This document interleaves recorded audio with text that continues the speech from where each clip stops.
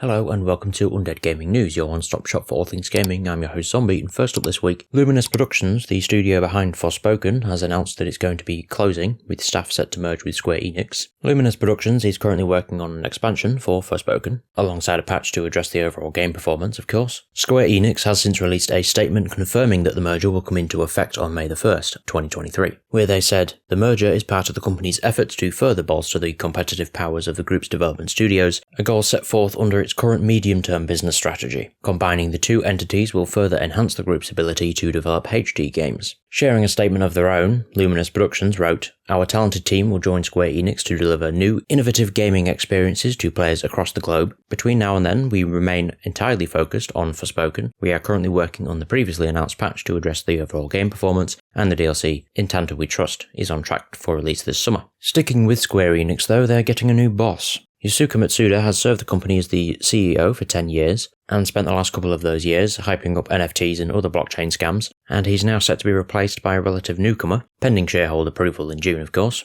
The company announced the change, claiming that it was needed in order to chase more technological innovation. Takashi Kiryu, the new CEO, has only been at Square Enix for a couple of years, and prior to that was the general manager at the Dentsu Innovation Initiative, which is a business group exploring various opportunities, such as the metaverse. And with the more recent decline of Square Enix, it'll be interesting to see if their new boss will be able to turn it around and put them back on the up. However, in other news, the PS4 and Xbox One versions of Hogwarts Legacy have been delayed, yet again, by a month to May the 5th. This is the second time that these versions of the game has been pushed back, as back in December, ahead of the game's initial launch last month, those versions were delayed until April the 4th, with the Nintendo Switch release coming even later on July the 25th. It marks the latest in a long history of delays for the game, which was initially set for launch in 2021, but was eventually pushed into December of 2022 before a third delay launched it into its February 10th, 2023 release date. But the last gen versions slipped further from that, and have now moved yet again. In spite of those delays, the game has been a huge commercial success, and still has high enough player counts to land it in the top 5 of the biggest Steam games of all time,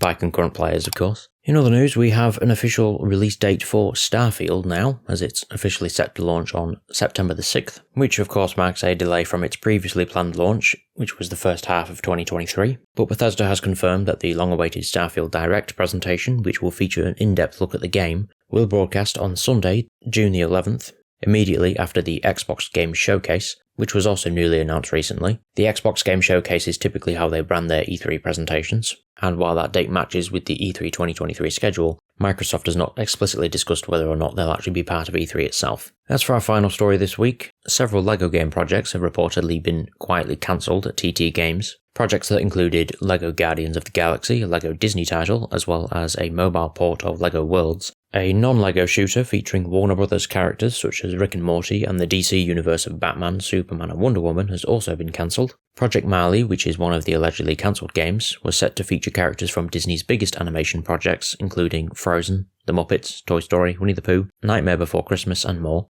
The game would have seen players explore Diablo-like dungeons, according to the report. The report also claims that following the release of Gameloft's Disney Dreamlight Valley, the project lost direction and was cancelled after 4 years of work. The LEGO Guardians of the Galaxy project, which was codenamed Project Cosmic, is also set to have been a traditional LEGO title, in the style of previous LEGO superhero entries, but TT's latest released LEGO project was of course the LEGO Star Wars, The Skywalker Saga. If the claims in this report are true, it's a bit of a shame, because it would have been interesting to see a Guardians of the Galaxy LEGO game, at the very least, and it certainly would have been interesting to see them do a different style of game, such as the Diablo-like title that they were going for. But that's all we have time for this week. If you have any thoughts on anything discussed this week, please leave it in the comment section below as always, and I will see you next week. Goodbye.